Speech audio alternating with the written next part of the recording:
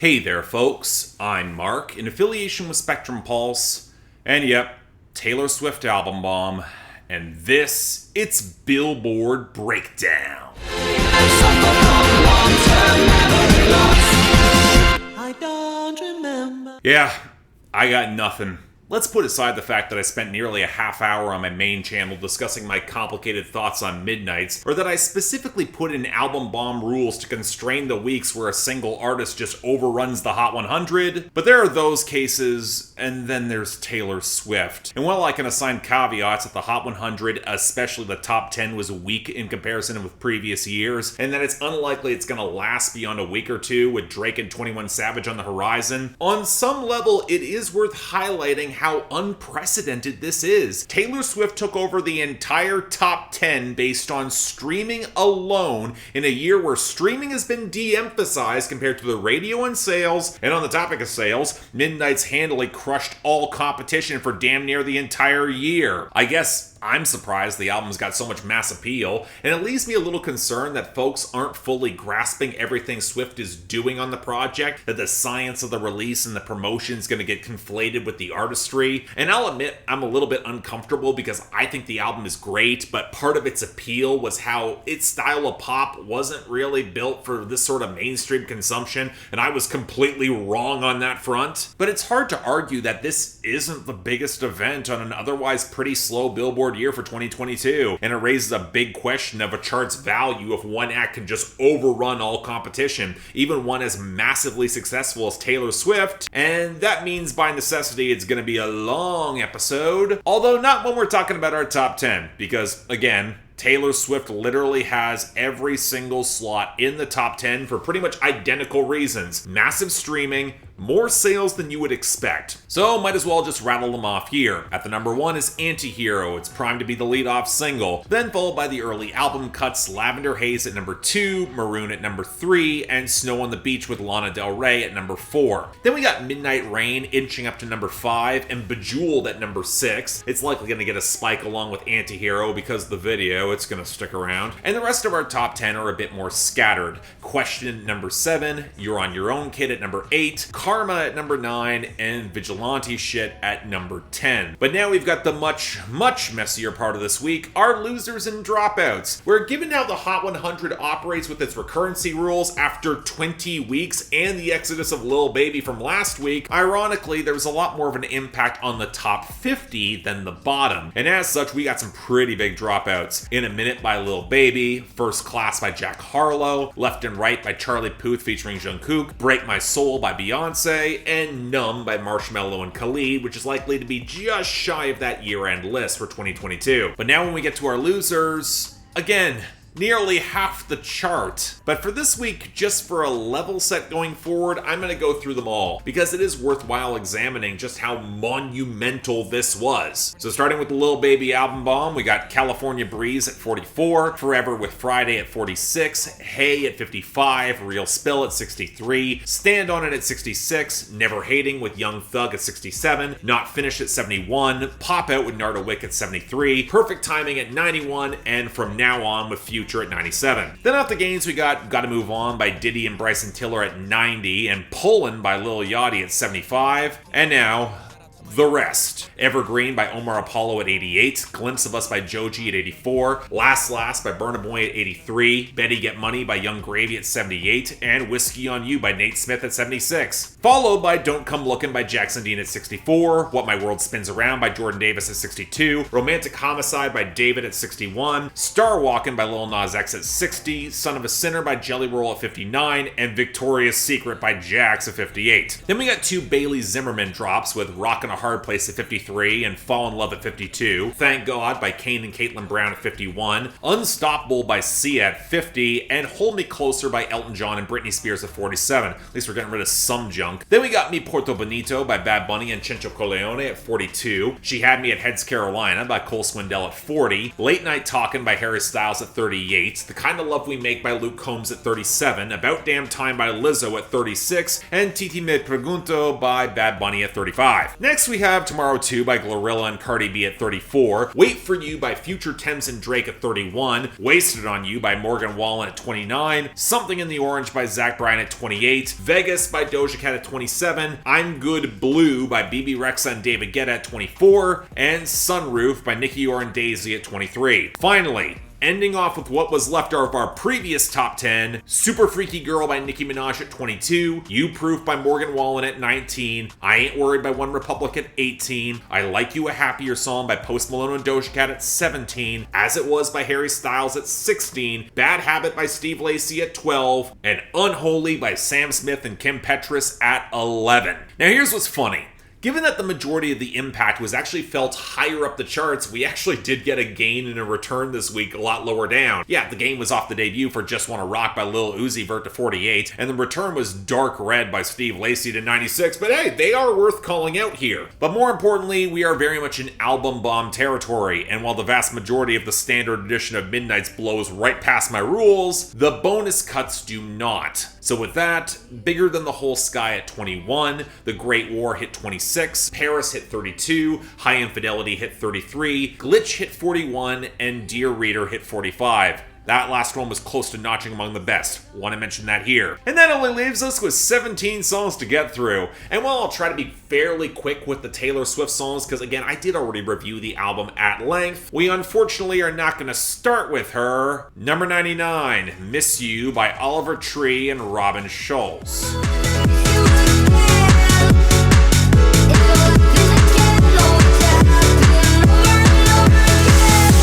So the controversy behind this is really stupid. Several months back, a producer by the name of Southstar took some of the vocals from Jerk by Oliver Tree and reworked them into a song called Miss You, and he got it cleared with everyone on Oliver Tree's team and label. It appears to be legit. Then Robin Schulz showed up, took the exact arrangement, subtly tweaked some elements of the synth, bass, and vocal mixing, and released it with the exact same title in about as flagrant of an example of plagiarism as I've heard in several years. Now, given Southstar has been signed to a major, there is likely going to be lawsuits around this that'll likely make copyright law even worse, especially when the underlying arrangement just flat out sucks. I'd argue Schultz's production actually makes it worse by making the pitched up chipmunk squawk louder, compressed, and clipping the front of the mix against the runny synths and the pulsating house beat with, of course, the old school pianos. But at the core, we're stuck with Oliver Tree's petulant I never liked you anyway, go away vibes that even if it's coming from an authentic place from him, it's still delivered so badly that I wind up liking Nobody Here. This entire mess sounds and feels really cheap, a complete headache that actually completely sucks. Let's move on. Next, number 95, Made You Look by Meghan Trainor. I go in my Louis Vuitton, but even with nothing on, bet I made you look. I made you look. So I caused a minor stir on Twitter by highlighting that nostalgia for what Meghan Trainor was bringing to pop in the mid-2010s is perhaps misaligned. Even if you like the pop from that era, let's not engage with historical revisionism and act like she wasn't at the very bottom of that mainstream ecosystem, even on the sophomore album where she tried and mostly failed to update her sound. But what I came to discover is that Meghan Trainor and her team were trying to gin up some of that nostalgia in the weeks leading up to this release, where she would also go alongside Taylor Swift. Hell, it's like 2014 all over again. And Stan Twitter fell for it, and I kind of played into the outrage. I mean, fair enough. She got me. She made me look. And to her credit, the single is not terrible. Now, it's not really good. The brand name porn on the hook is distracting. The vocal mixing feels really synthetic for her. That kind of clashes with the retro doo-wop that she's going back to. And Meghan Trainor has always had this self-impressed swagger she just cannot sell that well, especially with how vainglorious the song feels. But in a strange way, the song kind of leans into that vibe, and it feels a bit more convincing from her. And while the mix does feel kind of undercooked, the more restrained bass and flashes of horns actually sound pretty good, even if the song is very obviously structured off that hook to go viral on TikTok. And while we really do need to have a very long conversation about the retro fetishism of the 2010s, didn't always deserve all the acclaim it got, and this is playing the exact same tune, and I'll admit I have some of the blame for that. This song isn't bad for it. I'll give Trainor that much, and nothing else. Number 65, Monotonia by Shakira and Ozuna. Fue culpa de la monotonía. Nunca dije nada, pero me dolía. Yo sabía que esto pasaría. First, clarification. Ozuna actually had a very gentle ballad back in 2018 with this title. This is not that. Instead, it's a rather canned-sounding attempt to hop on bachata that actually has some rollicking promise before you realize the majority of the song has this squeaky guitar melody that feels kind of distracting against a second guitar line that is just smothered in reverb. And yes, of course Shakira sounds good here. She nearly always does, even if Ozuna can't remotely match her presence. But the problem came when I translated the lyrics, where Shakira is trying to take the high road post-breakup, how it was just nobody's fault. This monotony in the relationship when it petered out. Here's the problem.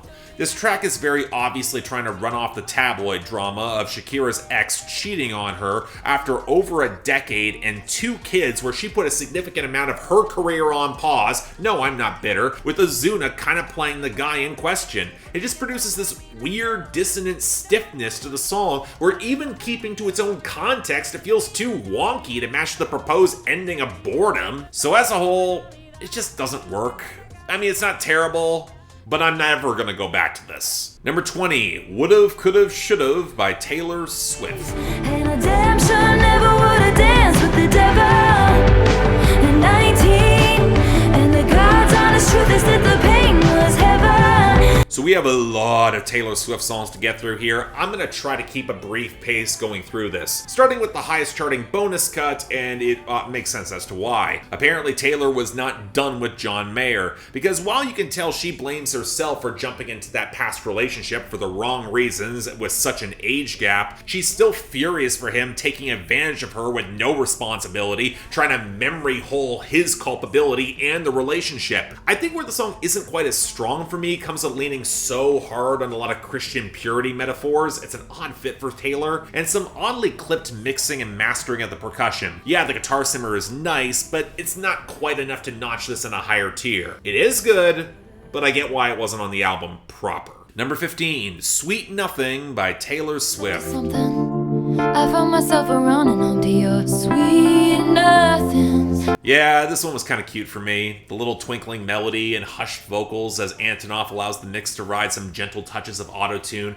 and then expand with the touches of horns around the edges. The sort of intimate love song that Taylor Swift co-wrote with her partner, as it highlights how he wasn't really looking for anything from her, especially juxtaposed against those in the industry and those screaming that she could do so much more, and maybe she's not equipped for that. I do wish the patter of the bridge flowed a little bit better off the hook. The song kind of stalls out there, but otherwise, this is cute. I like it a lot. Good stuff. Number 14, Labyrinth by Taylor Swift. I thought the plane was going down. How'd you turn it right around? If there was a filler song on the standard edition of Midnights, it's probably this, with the slightly oily squonks, the ethereal harmonies, the very muted percussion, and the pitch-shifted breakdown. Still a song I like a decent bit. The fear in the pit of your stomach of your own heady rush of passion, where you know exactly what sort of heartbreak could be right around the corner, and when everyone expects her to just bounce back quickly, she just wishes she could have a little bit more time to just process everything. I mean, that, along with the harmonies, tipping into quality. Good stuff. Number 13, Mastermind by Taylor Swift. And now you're mine.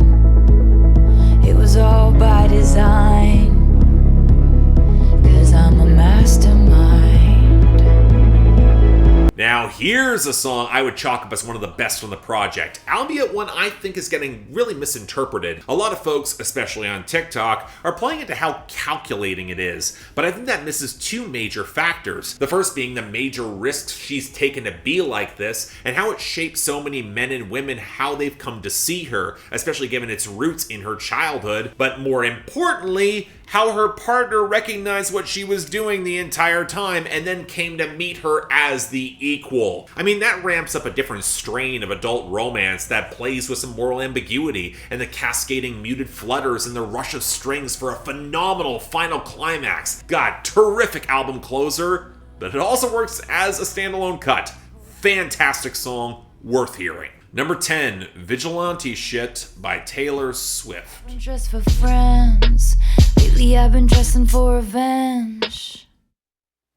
This is being widely derided as one of the weakest songs on the album, half because you can clearly tell she's cribbing notes from Billie Eilish and pure heroin-era Lorde, half because it's drawing on certain Tumblr cliches like draw a cat eye sharp enough to kill a man, but I would argue it kinda works. The creeping minimalism plays to a different strain of tension and danger, where instead of white-collar omerta, she exposes this guy's crimes to the FBI, which breaks away from the docile, high-class white women who wouldn't dare compromise their partners. Swift is smart enough to understand the very gendered expectations at this class level, and while she might not break the rules in reality, she shows she has the capacity. I mean, it's a threat she can back up. That's why this works. Really solid song. Number 9, Karma by Taylor Swift. In my lap 'cause it loves me, flexing like a goddamn acrobat. Me and Karma vibe like that. I get the impression this is a fan favorite off the album, but it's not one of mine. Yeah, it's one of the poppiest on the project with a lockstep snare and the hi-hat and the warping percussion all surrounded with glittery touches, but it is Swift reveling at her petty side with a stiffer atmosphere, especially if you buy that a lot of it is once again targeting Scooter Braun. It's really kind of saved by the bouncier vocal interplay and the breakdown after the bridge, where she goes into her lower register, but I think what would have put the song in better territory for me would be the acknowledgement that Karma can also bite her in the ass too. So yeah, okay, it's decent, but again, not quite a favorite. Number 8, You're on Your Own Kid by Taylor Swift. Just to learn that you never cared.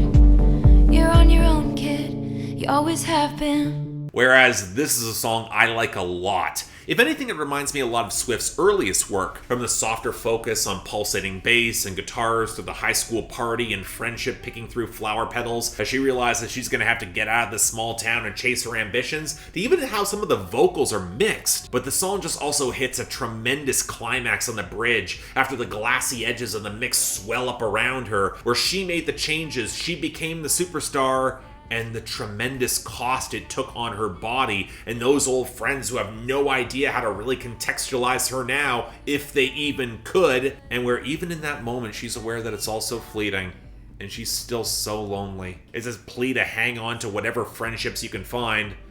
Yeah, I don't know, this one really stuck for me. Great song. Number 7, Question by Taylor Swift. When she said it was too much, do you wish you could still touch her? It's just a question. This is one of those tracks I think deserves a bit more attention than it's gotten. It's not a personal favorite of mine, but one I think does a lot of thematic heavy lifting on the album, with the spare pulsating taps and a mix that's quaking with tension that really picks up some breezy momentum off the second hook. And that's before we get to the content, where Taylor Swift interrogates an ex where she tried to be earnest, make a big swing in their high-class social scene in that party, and then in a response of laughter that becomes some winking applause, he bails on her. He leaves her wondering how much of all their conversations that felt like they were high philosophy were just empty artifice, while he pined for someone else. I do feel the track's missing another gear to really knock it out of the park, or one more great turn of phrase, but it is still good. I'll take that. Number 6, Bejeweled by Taylor Swift. I can still make the whole place shimmer. And when I meet the band, they ask, do you have a man? I can still say I don't remember. Okay, I get why it's a single. The hook is chirpy and staccato, but it does stick in your head. The glittery mix mirrors the concept, and the moral ambiguity of reveling in the frustrated late-night escape and the admiration of potential suitors. It's some easy wish fulfillment. And for what it's worth, there are some nice details. How she characterizes the hierarchical decay of neglect and lingering contempt. How she put in the work in the relationship was graded on a curve. And ultimately how she still kinda likes this guy, but just wants him to put his shit together, pay attention to her. But especially with the overdone Cinderella music video stuff with the cameos, it's another example of Swift overextending the metaphor, playing for indulgence and not really in an interesting way. And it can feel weirdly immature compared to the rest of the songs on the album. Again, I get why it works. It's not a bad song, but I think it is the weakest on the standard edition. It's just not going to get much play from me. Number 5, Midnight Rain by Taylor Swift. He wanted a bride, I was making my own name. chasing that fame. He stayed the same. All of me changed like midnight. Now, this is one of the more minimalist cuts, and I wouldn't, again, put it among my favorites. The synth gloss off the crisp cymbals and the muted percussion is really nice, but I think the pitch-shifted hook is perhaps a little bit too restrained when she could have very easily sung it regularly. It's kind of a shame, though, because I really like the writing once again. Taylor Swift highlights her desire for passion and advancement, where her partner wanted to fit inside a little domesticated box, and while she understands the comfort that it can provide, and there's still some yearning that might remain for it, it wasn't built to work, wasn't meant to be. Potent song, I really dig it. Number 4, Snow on the Beach by Taylor Swift featuring Lana Del Rey. Flying in a dream, stars by the pocketful. You wanting me tonight feels impossible. Okay, the running joke with this song is that you couldn't hear Lana Del Rey's contributions, long overdue after Swift's been cribbing notes since 2014 at least. But I think that might have been for the best, even if it does contribute to an interesting enough ethereal vibe, courtesy of the jangling guitars and the very gentle groove. It picks up the hints of glamour, but allows Taylor's authorial voice to hold strong and at the lead, where her exasperation at this newfound strange connection feels very tangible, where there might have been going through the motions before until the love became real. And wasn't that strange and unplanned? I don't know, it's just a nice little love song with some odd pop culture references. The Janet Jackson one in particular made sense, but feels a bit tonally misaligned. But it's also really damn pretty. I'm fine with the romance here. Number 3, Maroon by Taylor Swift. Telephones, the lips I used to call home, so scarlet it was. This was the first song on Midnights that really convinced me we had something special, and not just because of how masterfully tense the atmosphere feels with the subtle low-end patter, the sharper percussion, and the synths building up to accentuate some really excellent vocal harmonies. I really like it when Taylor Swift goes into her lower register. It is perfect for cuts like this, and she can control it so much more effectively. And for once, it's actually playing off her own mythos effectively. The reds deep into maroon, the heady love is now grown up with such stark, tumbling details, and the decaying collapse is all the more vivid. The carnations he thought were roses as he stands with hollow eyes in an NYC hallway, that's just a stark as hell image. I like that whatever legacy here is messy, gives her venom on the bridge some actual teeth. So yeah, easily one of the best songs on the album. I really hope at some point she leans more into this, because this works well. Number 2, Lavender Haze by Taylor Swift.